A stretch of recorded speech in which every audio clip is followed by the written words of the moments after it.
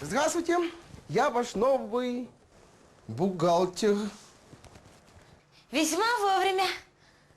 А что это у вас тут происходит? Ревизия, что ли? Нет, вы что? Это наша начальница феншуем увлеклась. Кто это внизу оставил дверь открытой, а? Вся энергия выветривается.